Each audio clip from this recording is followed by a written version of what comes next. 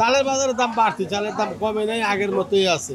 গেছে সপ্তাহ যাবে এই সপ্তাহ আছে কম কাস্টমার। মিনিকেট আপনার মা 78 টাকা হইতে 80 টাকা, বিয়ার 28, 55, 56 টাকা।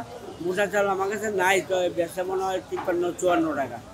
না যে সেল চাল 80 টাকা হইতে 90 টাকা মতো। কাস্টমার খুব কম এখন বাজারে। হ্যাঁ, কমতেছে না কেন, সিজনে বাইরে গেছে। বৈশাখ জ্যৈষ্ঠ মাসে বাজার কম থাকে, তখনই বাজার প্রতি কেজিতে 6 টাকা হইতে 8 টাকা প্রতি কেজিতে বাড়ছে। এখন তো আর সামনের দিকে বাড়ানোর সম্ভাবনাটা কম, জানি না কী অবস্থা হয়। হ্যাঁ, প্রত্যেক বছরে বাড়ে। শ্রাবণ ভাদ্র মাস গেলে, ভাদ্র মাসের পরে যে বাজার বাড়ে, এবার বৈশাখে বাজার বাড়াই কমবে কি না এটা বলতে পারি না। যুক্তরাষ্ট্রের 1 নম্বর জিম চেইন গোল্ড জিম এখন আবারও বাংলাদেশে। বসুন্ধরা আবাসিক এলাকা ও বসুন্ধরা সিটি শপিং মলে।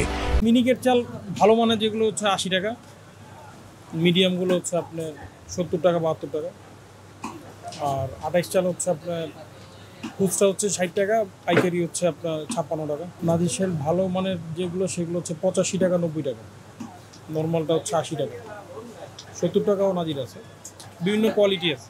মাসের শেষ তো এখনো কাস্টমার কম, বাজারে বেচা বিক্রি কম। আর চালের দাম আগে যেরকম আছে এখনো বর্তমানে এরকম আছে, বাড়া না কমেও না। ঈদের আগে কম ছিল, ঈদের পরে হঠাৎ করে হু করিয়া এক বস্তা চালের 300-400 টাকা বাড়ছে। বাড়ার পরে ওই বাড়ার ভিতরে আছে, এখন বাজার স্থির হয়ে আছে, কমও না বাড়াও না, একই রকমই আছে।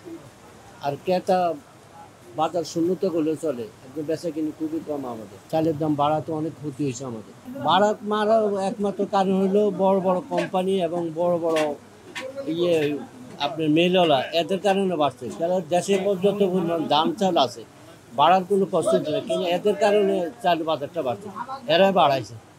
এখানে সরকার যদি মনিটরিং করে, যেখানে আপনার মেল চাতাল আছে, যেখানে ধান উৎপাদন হয়, যেখানে চাল উৎপাদন হয়, যেখানে বড় বড় কোম্পানি আছে, ওইখানে গেলে সমস্যার সমাধান হবে।